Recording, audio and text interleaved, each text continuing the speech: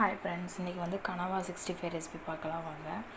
கனவா வந்து இந்த மேலே இந்த தோல் இருக்கும், இதை வந்து நம்ம க்ளீன் பண்ணிடணும். இதுக்குள்ளே வந்துட்டு ஒரு குச்சி மாட்டுக்கு இருக்கும், அதை எடுத்து நான் வந்து க்ளீன் பண்ணி எடுத்து வச்சுருக்கேன். இப்போ நான் ஃப்ரிட்ஜுக்குள்ளே வச்சுருந்தனால கொஞ்சம் கூலிங் போட்டுருக்கா, தண்ணியில் போட்டு வச்சுருக்கேன்.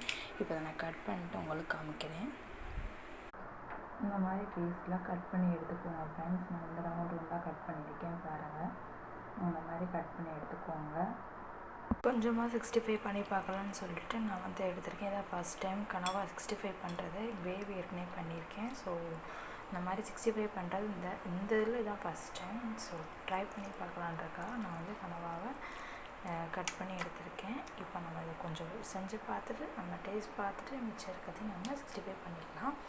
ஸோ இதை நான் இப்போ மசாலா பட்டி வச்சுக்க போகிறேன். வாங்க என்னென்ன மசாலா போடுறேன்றதை காமிக்கிறேன். எல்லாமே 1/4 ஸ்பூன் தான் ஃப்ரெண்ட்ஸ் எடுத்திருக்கேன். மஞ்சள் தூள், தனி மிளகாய்த்தூள், அப்புறம் காஷ்மீரி மிளகாய்த்தூள், கார்ன்ஃப்ளவர் மாவு 1 ஸ்பூன் எடுத்திருக்கேன். அப்புறம் கரம் மசாலா தூள், உப்பு, கொஞ்சம் தயிர், ஒரு 1/4 ஸ்பூன் அளவுக்கு தயிர், மல்லித்தூள் வந்து 1 ஸ்பூன் அளவுக்கு எடுத்திருக்கேன். இப்போ நம்ம நல்லா பரட்டி கனவாவையும் போட்டு பரட்டி எடுத்துடலாம்.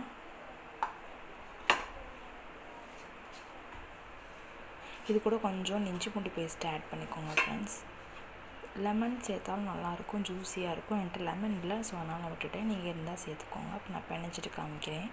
நல்லா வந்து பிசைஞ்சிட்டேன். இப்போ நம்ம எண்ணெயில் போட்டு பொரிச்சு எடுத்துடலாம்.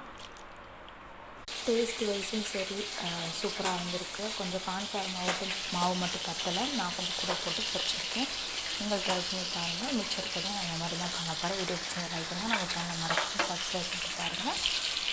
பாய்.